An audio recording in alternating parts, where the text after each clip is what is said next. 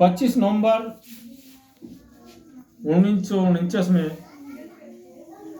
बाबा साहब का भाषण संविधान सभा के समक्ष उसका अंतिम भाषण था। उसके बाद दूसरे दिन संविधान सभा में डॉक्टर राजेंद्र प्रसाद के समापन भाषण के बाद बाबा साहब निर्मित भारतीय संविधान को स्वीकार किया गया। बाबा साहब का ये 55 मिनट का भाषण था। बाबा साहब सभी भाषणों में सर्वोत्कृष्ट भाषण था। इस भाषण की तुलना इब्राहिम लिंकन के सर्वोत्कृष्ट भाषण से की जाती है। यह भाषण सर्वोत्कृष्ट था। इस भाषण के अंतर्गत बाबा साहब ने कहा था कि देश समाज देश की समस्या सभी प्रकार से एक रूप होती है। मैं और देश पृथक हैं, यह भावना नहीं होनी चाहिए। ऐसे समय में राष्ट्रीय नेता जो बोलता है वह उसका व्यक्तिगत कथन नहीं होता है, बल्कि सारा राष्ट्र उसके मुख में बोलता है।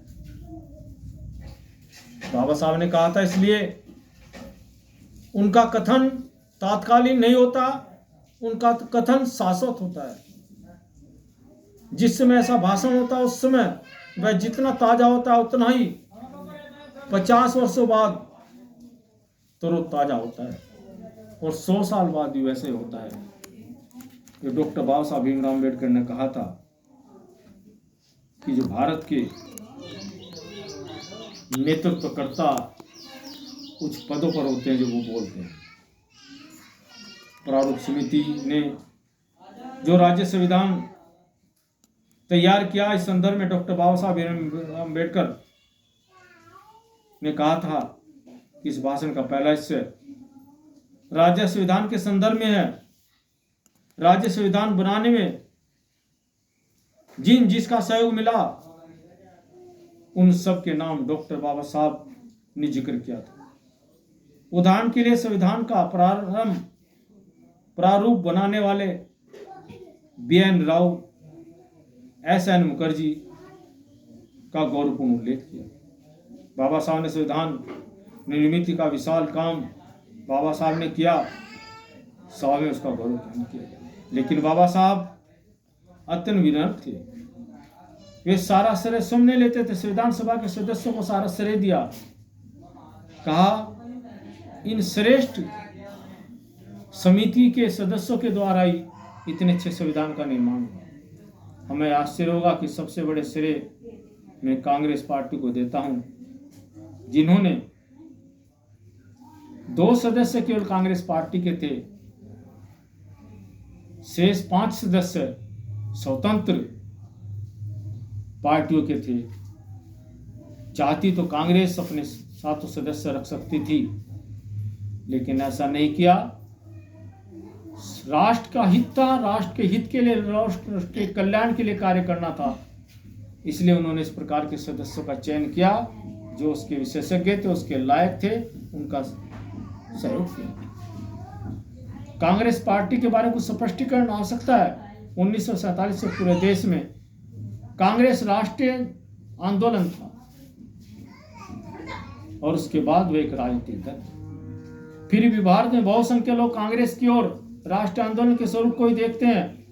संविधान सभा में कांग्रेस पार्टी का बहुमत था, एक ही विचार के लोग संविधान सभा में थे, इसलिए संविधान सभा के में अनुशासन था। फलस्वरूप सभा में वैचारिक संभ्रम निर्माण नहीं हुए।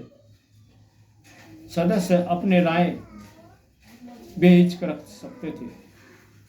अध्यक्ष या सरदार वल्लभ भाई पटेल, पंडित जवाहरलाल नेहरू अपनी राय रखते थे।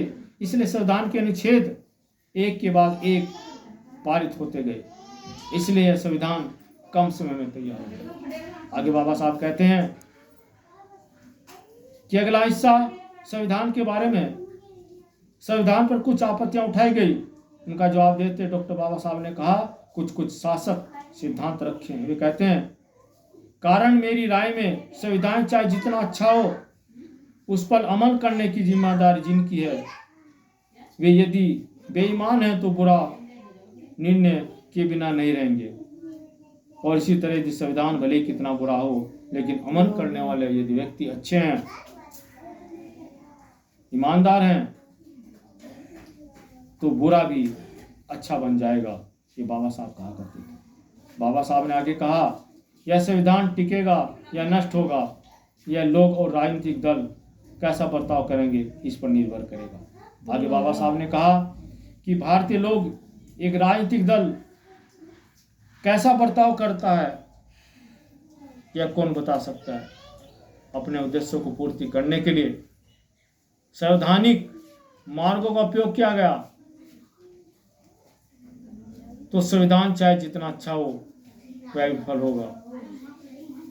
यह बताने के लिए किसी ज्योतिष की जरूरत नहीं।